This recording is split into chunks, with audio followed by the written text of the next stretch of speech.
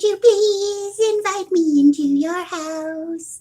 I'm real nice and I won't make any trouble.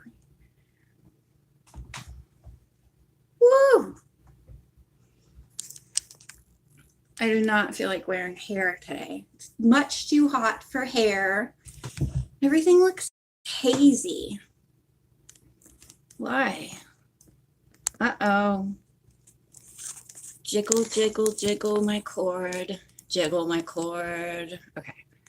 Jiggled my cord. Where is everybody? It's Sunday morning. I don't know what time it is. Oh, I don't know what time it is. Oh, it's only 8:05. It's only 8:05. Wait, are we Eastern Standard Time? Are we EST or CST? Here. I don't know. I feel like we're EST, but maybe we're CST? We're definitely not PST. How many STs are there? I don't know, Perino. Careful, careful.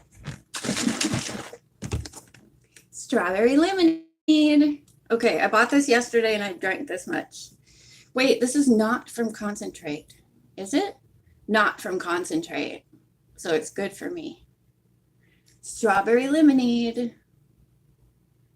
Water, sugar, cane sugar, strawberry puree, lemon juice, natural flavor, cochineal. What is cochineal?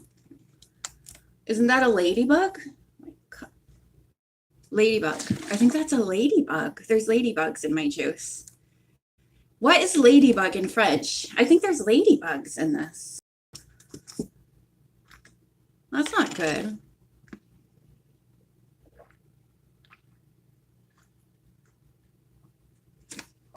It's really good. So I feel like this is kind of good for me as opposed to drinking really something like a juice that is just laden with chemicals, like that glucose fructose stuff. Who's this made by? Loblaws. For some reason, oh, it's President's Choice. Okay, it's like the store version of the Simply one. I think it's called Simply. Okay. It's good. It's good. It could be sweeter, but I think it's because I can't taste things normally.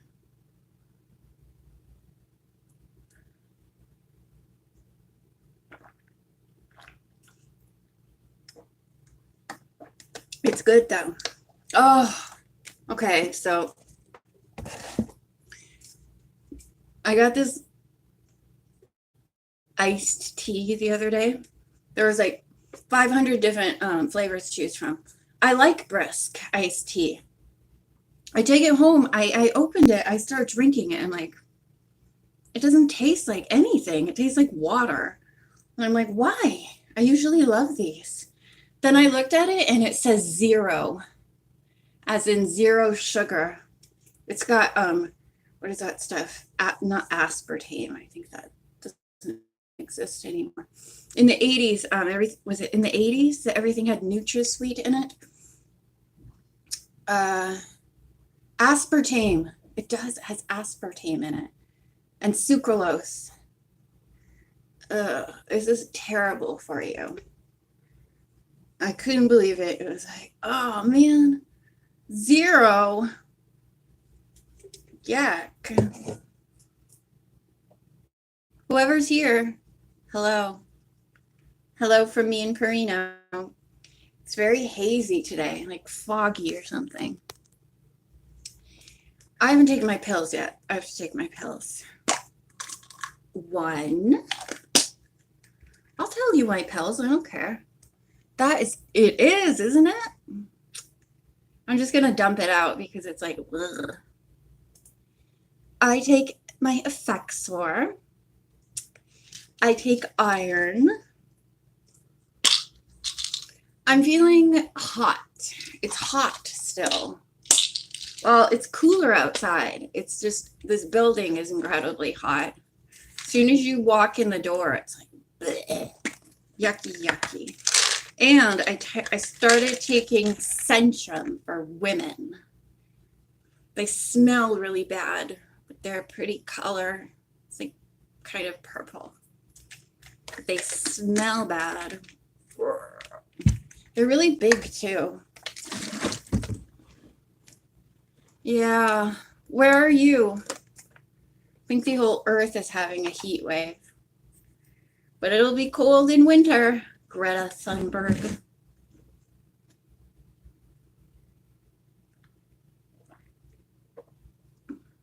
Write down. I used to have trouble, well, I still sometimes have trouble swallowing pills. If like a nurse is staring at me, I'm like, go away. I cannot swallow a pill with you staring at me. Oh, you're Canadian like me. I haven't been past Ontario. Ontario's the furthest west I've been. I'd like to go to British Columbia someday to see the wilderness, to see the mountains and the water and the untouched land, right? There's still untouched land.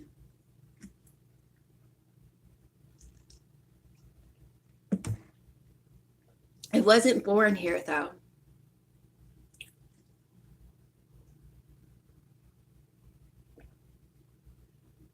So, it's Sunday morning. It's only 8. I have to dump this down the drain. Okay, also got my...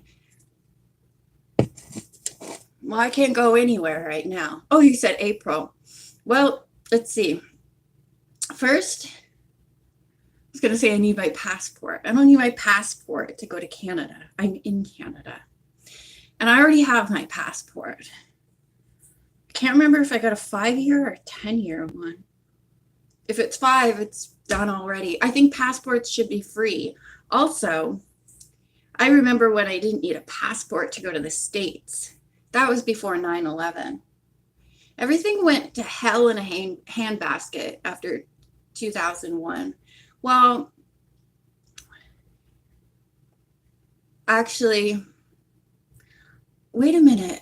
What year did I turn a teenager? I think that's also when like the fun music of my youth changed and grunge became the big thing. And I got into it because I was like a teenager and I was all meh, meh.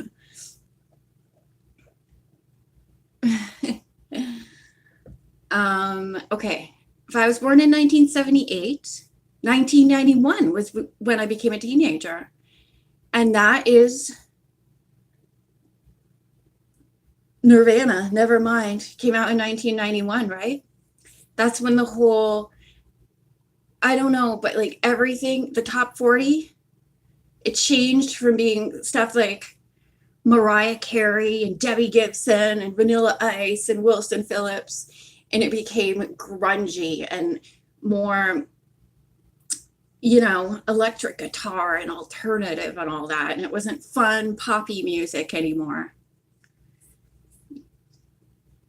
It was like, and I feel like it didn't happen gradually. It just went boom, and then, you know,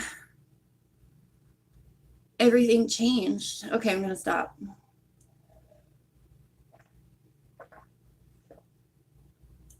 Water still tastes better than anything I've ever experienced. Okay, I should grab my book. Oh, I'm gonna put my pills away so that I don't take them twice or thrice. I feel like, do you remember what happened at the end of the last chapter of Mystery at the Ski Jump? I can never remember. Then I look at the last sentence and, oh yeah, it was really exciting. I've been reading the witch tree symbol as well. And yesterday I finished Hidden Staircase. Oh, okay. Yeah, maybe you're a little older than me. But that's like 60s and 70s, although I shouldn't say that because I love stuff from way before I was born. So that's really not an indicator of anything. I mean, it could be. I don't know. Uh-oh. Come on, charge. So I finally finished recording and uploading The Hidden Staircase, the original. It was so fun. Only a couple of years. I still have, well, I don't feel like getting it right now. The big Nancy Drew scrapbook that goes through, I don't know, like 12 or something of the cases, maybe more, maybe less. There's The Hidden Staircase is in that, so I have to do a little video of that with the mementos from her case. I listen to Beethoven. That doesn't make me do it. That's true. I listen to Beethoven too, and some others. Well, I mean, I listen to a lot of classical music. I don't always know what it is. I know that my favorite classical piece is Pavan. Is that how you say it? Pavan for a Dead Princess by Ravel, I think. It's actually on one of these CDs that I have stacked up here. I guess that was the first time I heard it. I just think it's the CD of classical music that you play for babies. Well, I'm not a baby. I got it for myself. You don't have to be a baby to enjoy it. It's like to put the baby to sleep. But it works for anyone, I guess. I also love to listen to the medieval lute.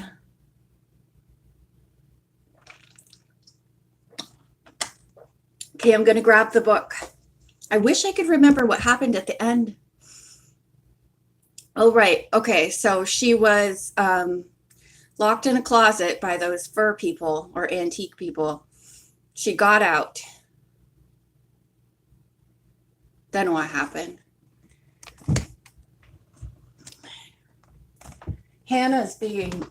Oh, wasn't Hannah at the end or something? She's gonna... Oh, yeah, she's gonna go to New York, I think, right? No, she went to New York. She's with the... Oh, yeah, she's in New York. She went to stay with her Aunt Eloise. One of my favorites, Buddy's Modern Postcards from...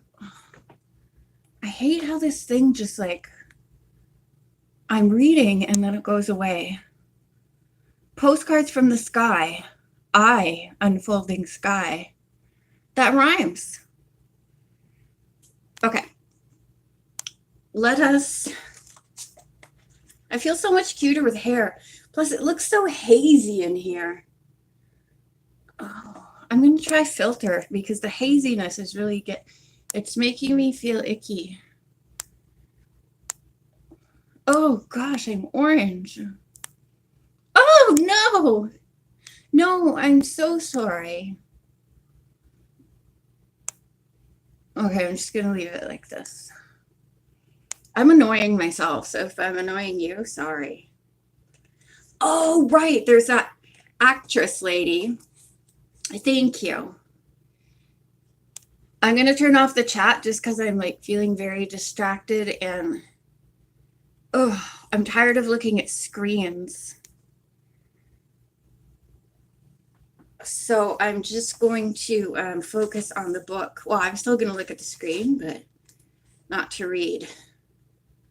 Right, so she went to New York, and she's with Aunt Eloise, and they went to the hotel to find Sidney Boyd, and they're meeting some interesting characters. The lobby clerk is like, I'm trying to run a business here, but she's going to let them, or he is going to let Nancy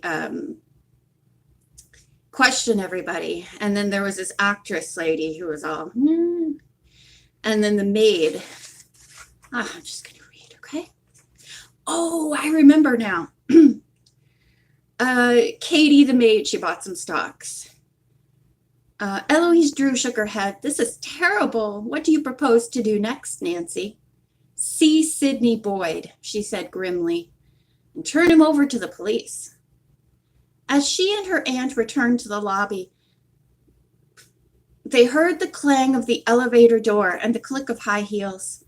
Wait, please wait, Bunny Reynolds called as she ran across the lobby toward the two.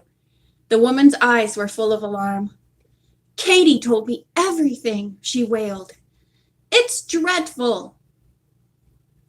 I'm having trouble with the Bunny Reynolds voice. How old is she? And she's like a washed up actress or something. I'll try to help you, Nancy began. And the earrings, the actress interrupted. What about the diamond earrings I bought from Sidney Boyd? I suppose they're worthless too.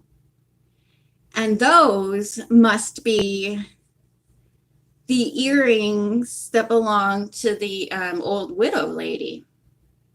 Nancy has her matching brooch, remember? We're on chapter 7. Chapter 7, the TV tip-off. There was no quieting Bunny Reynolds. The woman was so agitated that Nancy and her aunt went with her to her room on the 4th floor. Miss Reynolds paced the floor dramatically.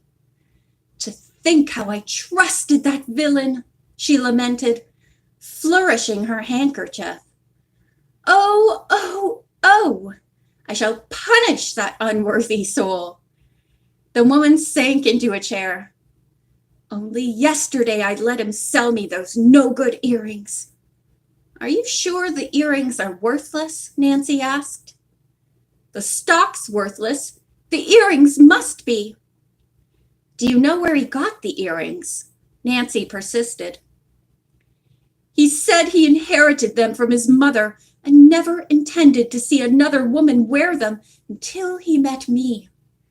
He said that only a woman of fire and artistic temperament should have them. Oh, Lord, Bunny. I'm no jewel expert, said Nancy, but I'd like to examine the earrings. Of course. Miss Reynolds went to her closet. From a shelf, she took a rolled stocking, which she unwound to disclose a small velvet box. Nancy took the case and opened it. The case was empty. Bunny Reynolds let out a shriek. He stole them, she cried. That horrible man took my money and then stole the diamond earrings. It looks that way, Nancy said. The diamonds must be real after all. The actress burst into tears again. I can't afford to lose all that money, she sobbed. Neither can a lot of other people who have bought Forest Fur Company stock, Nancy said grimly. Miss Reynolds, what did the earrings look like? Beautiful, beautiful, the actress sighed.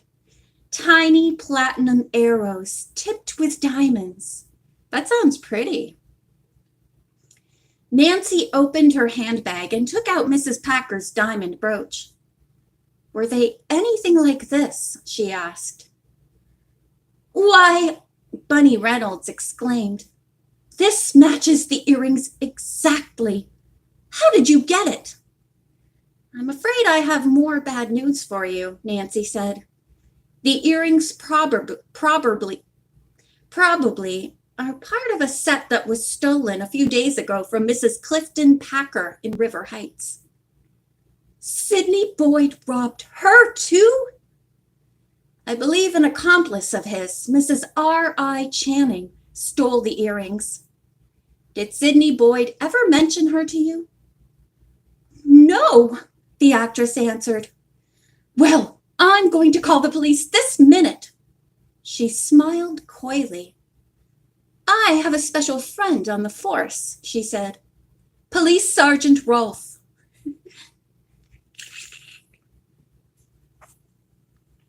Uh-oh. Says I'm charging, but I lost 8%. What do you have to say about that, Perino? I don't know anything about computers or phones or electricity. I'm just a pocket mouse. Okay, then. You're no help.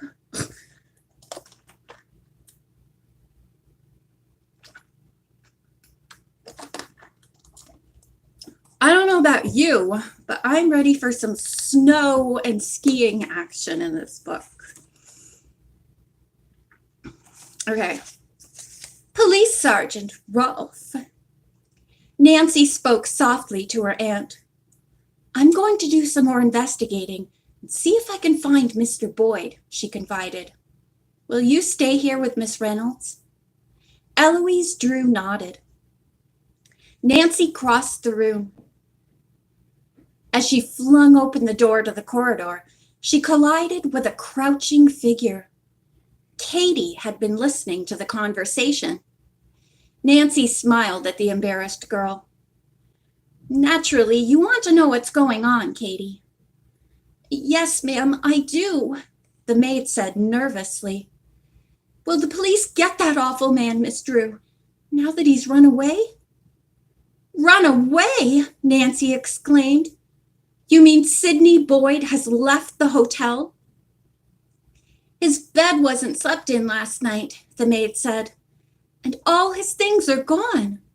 I didn't go in there till a few minutes ago because he had a do not disturb sign on his door.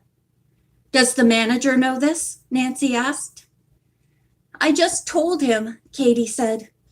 Mr. Boyd checked out late last night. The night clerk forgot to report it to the day man. I'll bet he left right after he stole the earrings from Bunny Reynolds, Nancy thought. At Nancy's request, Katie took her to the swindler's room. While the young detective investigated, a booming voice from the hallway announced the arrival of Sergeant Rolfe. Nancy hurried to speak to him.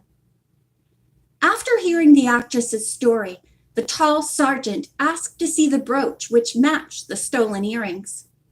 Nancy gave him the pin and told him that Sidney Boyd had fled. The villain, Miss Reynolds said bitterly. The officer listened to the details of the case, then said, I'd like to take the brooch to the police laboratory and have some photographs made. We can give the pictures to our men and alert them to be on the lookout in case Boyd tries to sell those earrings again. You're a remarkable detective, Miss Reynolds cooed. You'll get my money back, won't you, Sergeant? Right away? The man looked embarrassed. Now, Miss Reynolds, it may take time, he protested. The actress rolled her green eyes at him. Can't you get some action by tonight?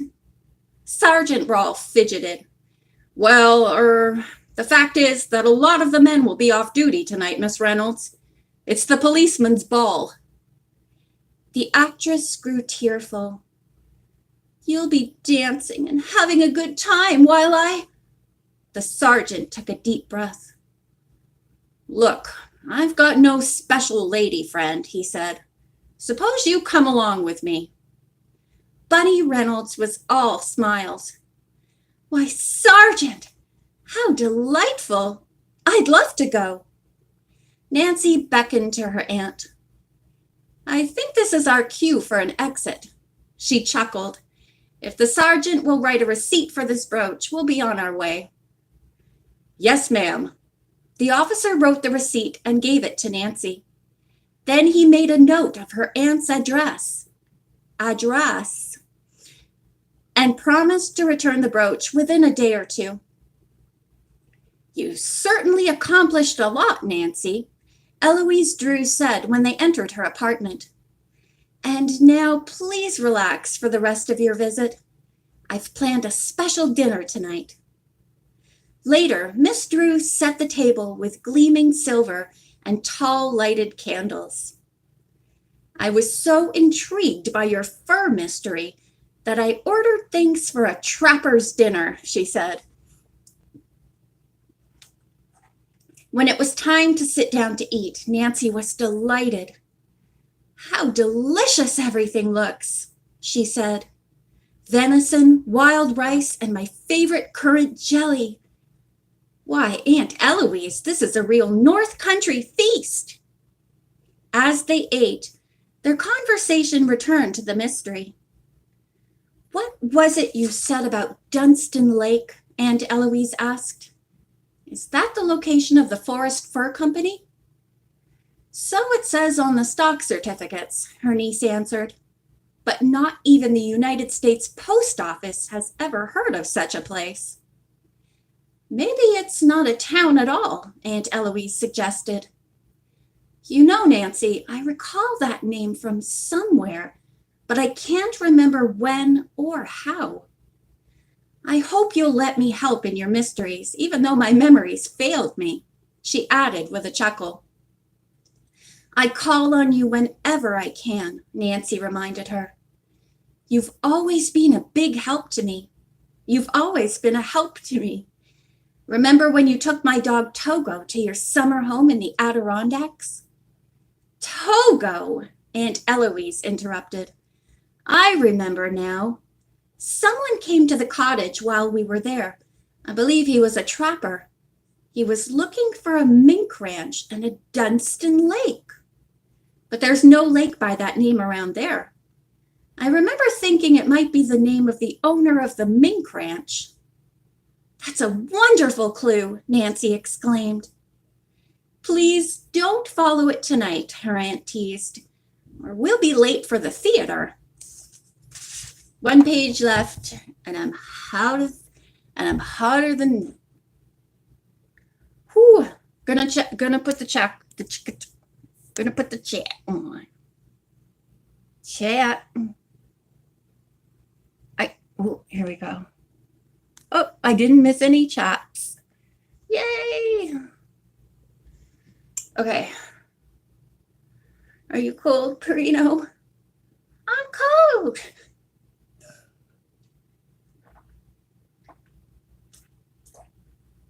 I mean, hot. Wait a minute. Did you lose a whisker? Hold on. I have to check my mouse. Oh, no. It was just 1, 2. Wait a minute. Where are your other? Wait, 1, 2. Perino, you've only got 2 whiskers on this side. And 3 here.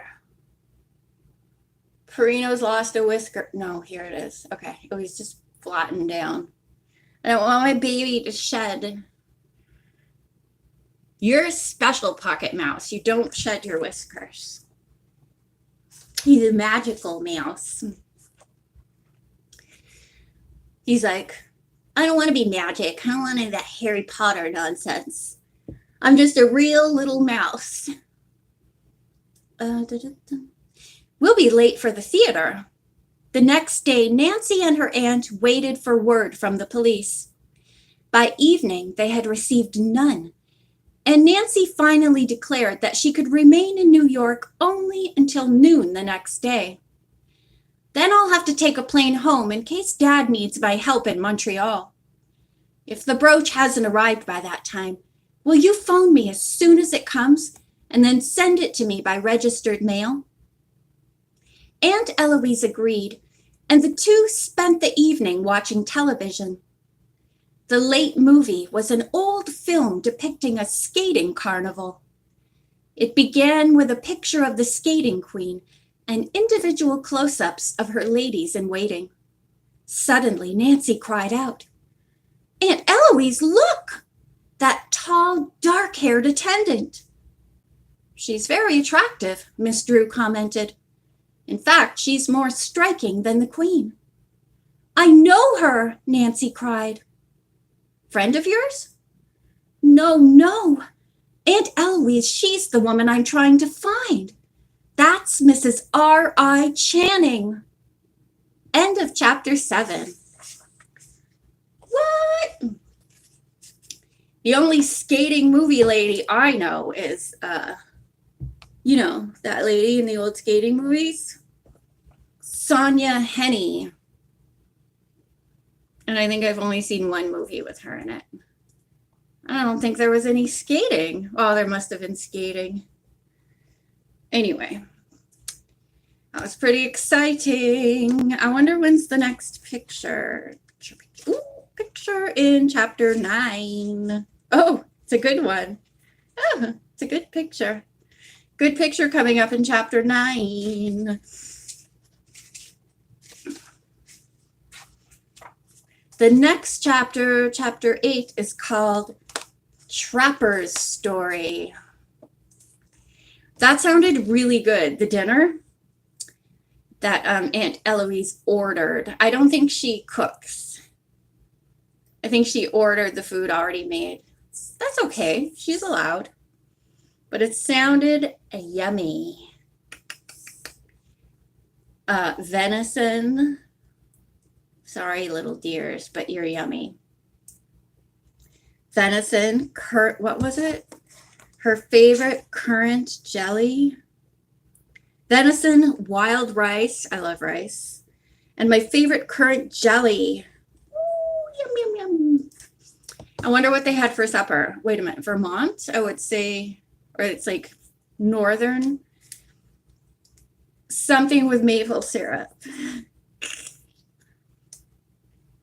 So I guess we could start another one, although I'm very hot. Hey, maybe if I open the window, that probably won't help. It's already getting sunny out. Oh. I don't know. I try not to check the forecast because it's usually wrong, or it changes. It's going to tell me it's going to be rainy and gray, which is what I want, cool. And then the time comes and it's hot and sunny. I've complained about this multiple times. Please give me a topic to talk about so that I don't keep complaining about the same stuff. I'm going to pour some avocado oil on my head.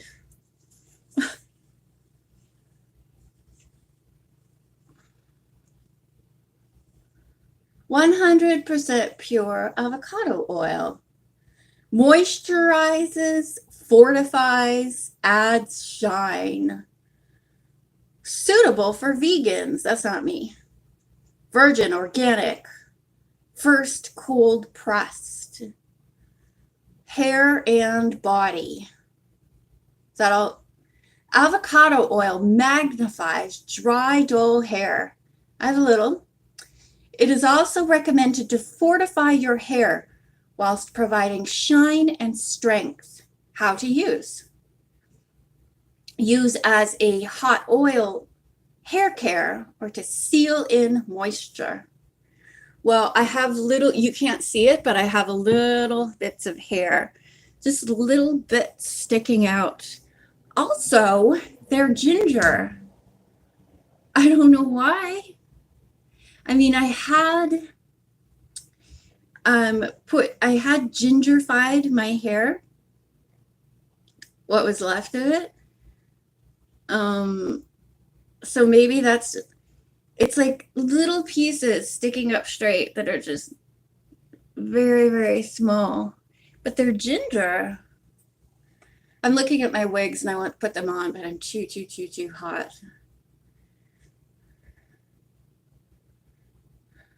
Why are watermelons so heavy? Like, I want watermelon so badly. So badly. But I can't get a whole one. Or even like a quarter of one is really heavy. So I usually get them already like sliced up. But then you're paying extra.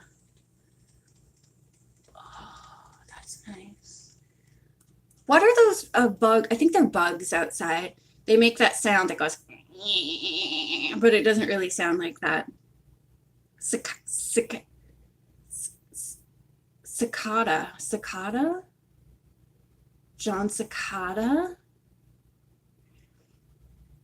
All right, let me check my battery level. It's going down, but I think we can start the next chapter, okay? Because I want to know Trapper's Story. Chapter 8, Trapper's Story. Nancy and Aunt Eloise waited eagerly for the motion picture to conclude. At the end, the cast was named. Mrs. Channing was listed as Mitzi Adele. Her stage name, her aunt guessed. Nancy nodded. Yes, or her maiden name. The film is 7 or 8 years old. Whoa, man. Doesn't it say old movie? An old film depicting a skating carnival. To me, 7 or 8 years old is not an old movie, but whatever. She may have given up professional skating when she married, Eloise Drew suggested. Still, this helps, Nancy said. If Mrs. Channing was a skater, perhaps I can find some people in the profession who know where she comes from and something about her. After breakfast the next morning, Nancy phoned the television studio and asked for information about the skater, Mitzi Adele. The man on the other end of the wire advised Nancy to write to the Bramson Film Company, which had made the motion picture. Did you find out anything? Aunt Eloise asked, as Nancy put down the phone. Only the name of the film company. I hope they have that woman's address. Eloise Drew prepared to leave for school. Nancy thanked her for the visit and kissed her goodbye. After her aunt had gone, Nancy sent a telegram to the film company, asking that the reply be sent to her at River Heights. As she was packing, the apartment buzzer rang. Police Sergeant Rolfe was in the lobby and asked to see her. I'm here to return that diamond brooch, Miss Drew, the officer told her a few minutes later. If Sidney Boyd tries to sell the matching earrings, we'll get him. The sergeant thanked Nancy for her help and left. The weather was clear that afternoon, and Nancy's flight was smooth. She took a taxi home from the River Heights airport and slipped quietly into the Drew home. Hannah was in the kitchen. Tiptoeing up behind the housekeeper, Nancy called loudly, I'm home! Oh, gasped Hannah. Nancy, you startled me. Aunt Eloise sends her love, said Nancy, as she removed her hat and coat and started for the hall closet. When she returned, Mrs. Gruen was taking a pie from the oven.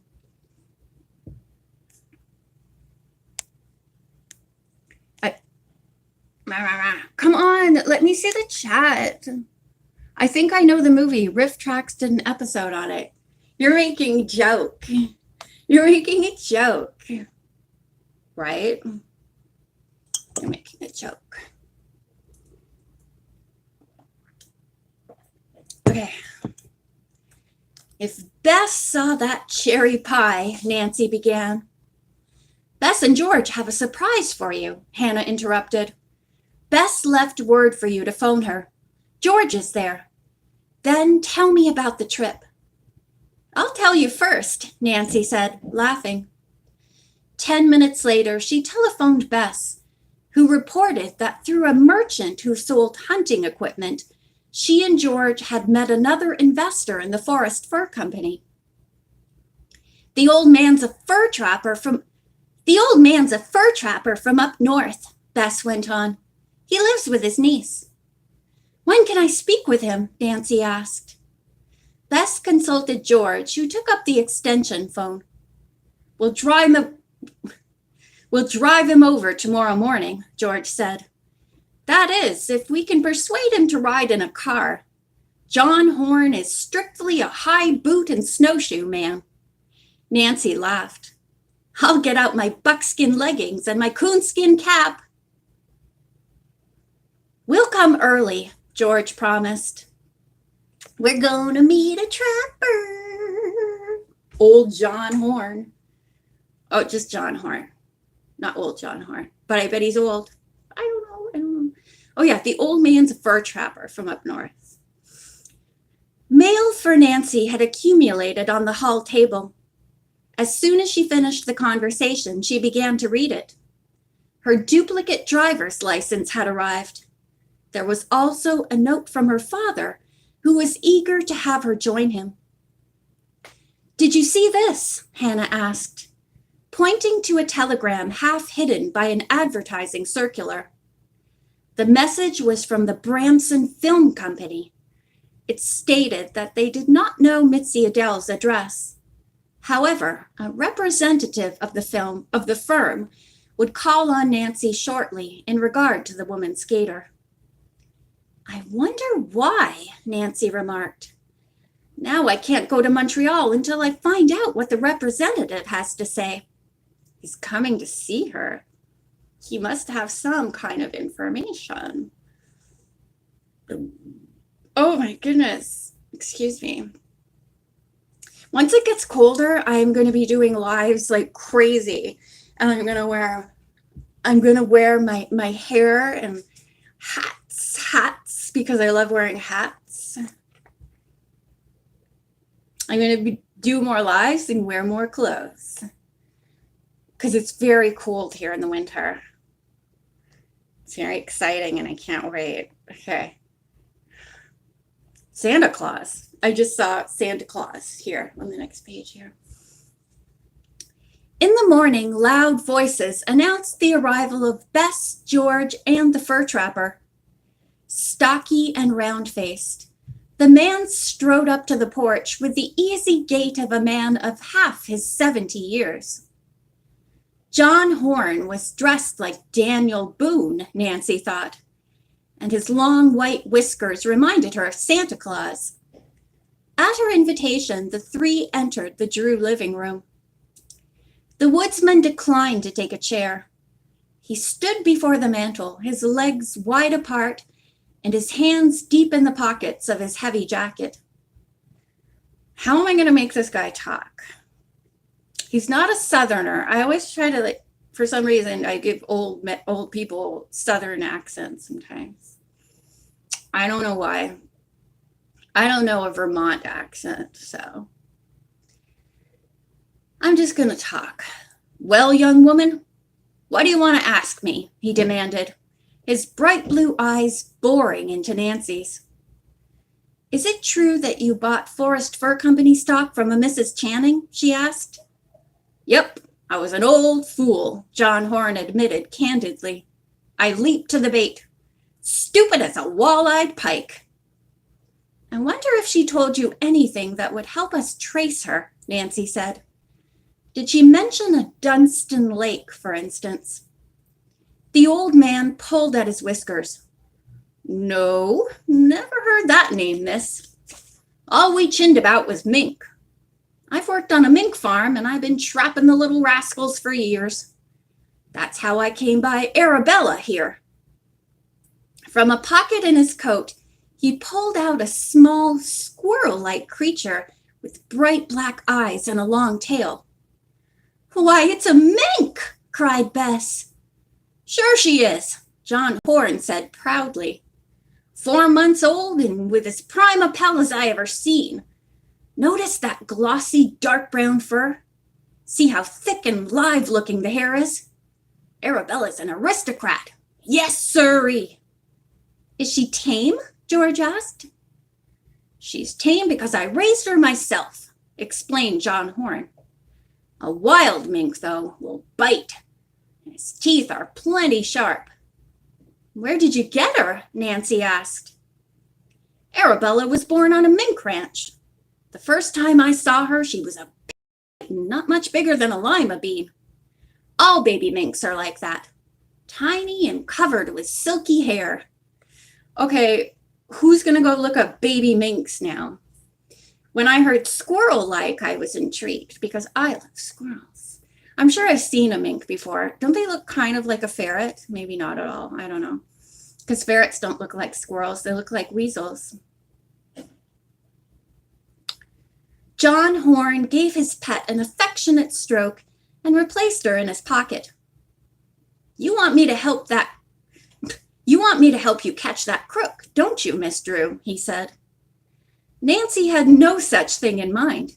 However, if the fur company was located in the Adirondacks, as Aunt Eloise believed, it would be handy to have an experienced woodsman around. Mr. Horn, I may need your help if I have to travel up north or into the mountains, she said. You can count on me, said the old man. Excuse me, Nancy, said Hannah from the doorway. I thought perhaps these folks would like some hot chocolate and cinnamon toast. I'd like some cold chocolate and cinnamon toast. At the sight of the older woman, John Horn became ill at ease. No, thank you, ma'am, he said hastily. Fact is, I've got to be going. We'll drive you, Bess offered. No, no, I'd rather walk. The old trapper turned to Nancy. I like you, girl. You talk sense, he stammered. Here, take this. Nancy felt something warm and furry wriggle in her hands. Startled, she gasped and stepped backward, dropping the little mink to the floor. Arabella instantly leaped away, straight toward the astounded Hannah. The housekeeper clutched at her skirts and hopped onto the nearest chair. A rat! She shrieked. It's a mink, Nancy said. She reached down and tried to catch the little animal. It'll bite, Hannah warned. Like a rat.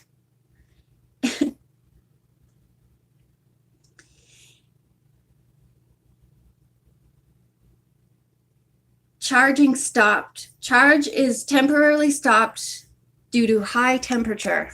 Uh-oh. Doesn't feel very hot. Okay, charging stopped and I'm at 66. My greatest apologies if I get disconnected during this fun scene. It'll bite like a rat. Arabella was terrified by the strange surroundings and the squeals of Bess and Hannah. The tiny animal scuttled frantically here and there in search of a hiding place. John Horn held up one hand. Quiet, everybody! You women stay put! Cut out that yammering! You'll skeer my poor pet to death! Yes, it says skeer. The trapper located Arabella crouched in a corner of the entrance hall. He spoke to his pet softly as he approached. Then, kneeling, he took the mink into his arms. Just then the doorbell rang. Nancy opened the door to a well-dressed man of middle age. How do you do? He said. Is this a bad hour to call? I've rung several times. I'm sorry, Nancy said. We were chasing an escaped mink and we... A mink? The stranger stared at Nancy. A handbag? Sorry. She blushed and pointed to the little animal nestled against John Horn's chest. It's a tame mink, she said. I see, said the newcomer, still bewildered. I'm Mr. Nelson from the Bramson Film Company, and I'd like to speak with Miss Nancy Drew. I'm Nancy Drew. Please come in and sit down in the living room. I'll be with you in a few minutes. The man walked inside, and Nancy turned to the trapper. I'd love to keep Arabella, she said, but I think she'd be happier with you. Besides, we have a dog here. That might make trouble. Horn nodded, tucking the mink back into his pocket.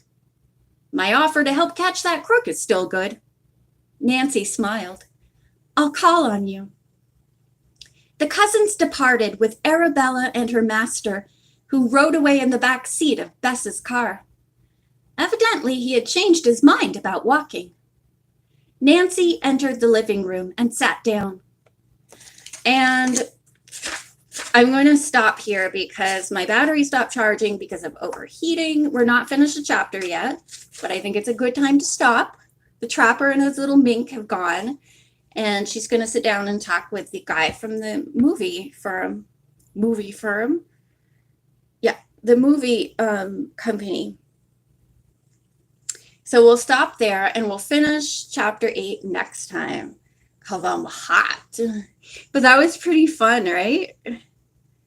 That was my favorite scene in the book. Yeah, very fun. Quit your yammering. You're scaring my pet.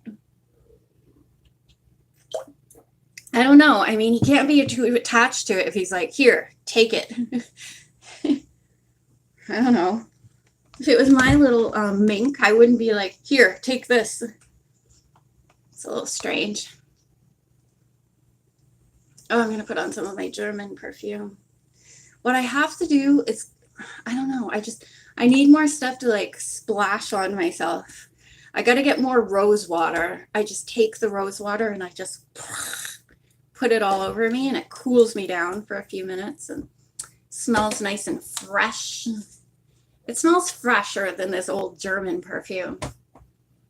You know, it just smells like gardenous. I really would like to finish that, but I'm getting down here on the percentage. So maybe I can recharge and come back later. I don't know. And also I have to do the page in the, just a minute, I'll go get it because I have to get it anyway. It's just, I got a bunch of junk on it. I got a bunch of junk on it. You go there, you go there. This, right. Something smells funny. Oh, it's coming from outside. This. The hidden staircase is in it. Here, wait a minute, it's the second one. So I'm going to do a little video on this, which is the hidden staircase entry. It doesn't have very much interactive stuff on this page. Like, we did the 13th pearl. Hey, did we? Well, hey, we read Strange Message in the Parchment on a live. But I guess I should wait until I do the actual, record the actual proper audiobook to go through it. Oh, but it's got fun stuff. From sheepskin to parchment. Okay, I'll show you one thing. Here's the painting, remember? Ugh. Oh my God, paper cut. I'm so good at showing things. And then it says something. I have to read all that. Okay. This is heavy. Oh wait, and then there's a magnifying glass. Okay. Oh, dang, that's heavy.